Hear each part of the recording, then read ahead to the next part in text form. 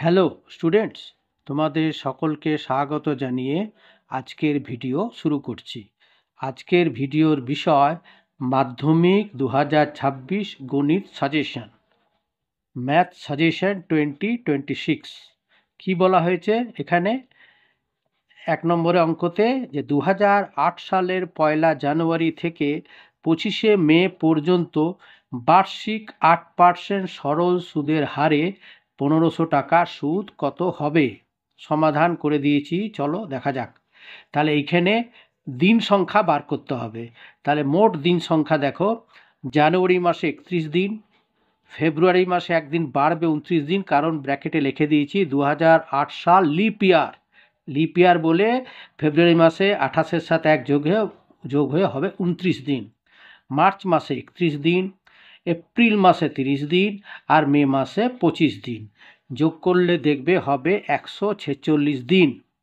এবারে এই 146 দিনকে আমরা কি করলাম? বছরে পরিণত করব। কিভাবে না, 146 বাই 365, 73 দিয়ে কাটলে হবে 73 দুগুণ 146, আর 365কে 73 দিয়ে কাটলে হবে 5। তাহলে কত হলো? সমান 2/5 বছর। ঠিক আছে। এইবারে সরল সুদের সূত্র অনুযায়ী SI সিম্পল ইন্টারেস্ট সমান PRT বাই 100। এখানে P মানে সাইডে লিখে দিচ্ছি, P মানে বলা হয়েছে 1500 টাকা, আর বলে দেওয়া হয়েছে 8% মানে 8/100 টাকা, আর টি তো বার করলাম 146 দিন মানে 2/5 বছর। তাহলে SI এর সূত্র অনুযায়ী P এর জায়গায় বসালাম 1500, এই যে এদিকে বসালাম 1500, আর এর জায়গায় বসালাম 8/100, আর ইন্টু সময়ের জায়গায় বসালাম ইন্টু 2/5। এবারে দেখো 100-র দুটো শূন্য আর 1500-র দুটো শূন্য কেটে গেল। এখানে 5কে 5 দিয়ে 1, 15কে 5 দিয়ে 3, তার উপরে কত রইল? 3/8 24, 24 দুগুণ 48 টাকা। তার মানে SI সমান হলো 48 টাকা। অতএব নির্ণেয় সুদ হবে কত? যেটা বার করতে বলেছে সেটা হবে 48 টাকা। ঠিক আছে।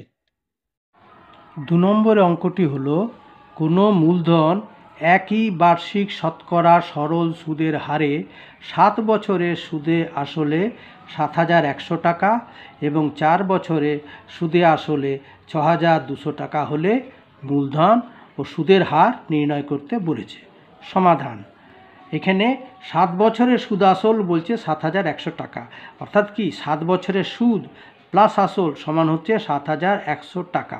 সিমিলারলি বলা হয়েছে 4 বছরের সুদে আসলে 6200 টাকা, মানে 4 বছরের সুদ প্লাস আসল সমান হচ্ছে 6200 টাকা।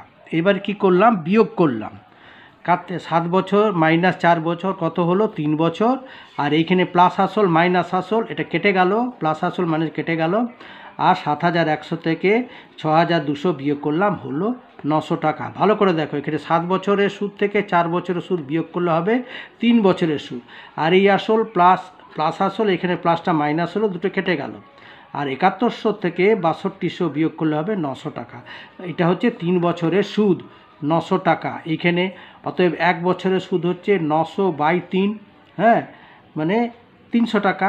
অতএব 7 বছরের সুদ হলো 900, এখানে 900/3 ইন্টু 7, কাটাকাটি করলে হবে দেখো, 900কে 3 দিয়ে কাটলে হবে 300, 3কে 3 দিয়ে 1, তার মানে কত হচ্ছে? 300 ইন্টু 7 মানে হচ্ছে 2100 টাকা। তাহলে 7 বছরের সুদ হচ্ছে 2100 টাকা। তাহলে 7 বছরের সুদ প্লাস আসল হচ্ছে 7100 টাকা, সাথে বলে দেওয়া আছে। এখান থেকে 7 বছরের সুদ বিয়োগ করব 2100 টাকা। তাহলে বিয়োগ করে কি পাচ্ছি? 7 বছরের সুদ কেটে গেল। তাহলে আসল সমান হচ্ছে 7100 থেকে 2100 বিয়োগ করলে হবে 5000 টাকা। তার মানে মূলধনটা বেরিয়ে গেল, একটা বেরিয়ে গেল, মূলধন 5000 টাকা। এইবারে 5000 টাকার 1 বছরের সুদ 300 টাকা। অতএব 1 টাকার 1 বছরের সুদ হচ্ছে 300, তার নিচে 5000 টাকা। অতএব শতকরা বলেছে, তাহলে 100 টাকার 1 বছরের সুদ হচ্ছে 300 ইন্টু 100/5000। এইখানে দেখো একটা দুটো 100 দুটো শূন্য, এখানে 5000 কাটলো, এখানে একটা শূন্য রইলো, এই শূন্যটা এখানে কাটলাম, মানে উপরে 3টা শূন্য কেটে গেল, নিচে 3টে, উপরে রইল 30 আর নিচে 5। 5কে 5 দিয়ে কাটলে হবে 1, 30কে 5 দিয়ে কাটলে হবে 6, সমান কত হলো? 6 টাকা। অতএব সুদের হার কি দাঁড়ালো? সুদের হার দাঁড়ালো 6 পার্সেন্ট। ঠিক আছে? আচ্ছা।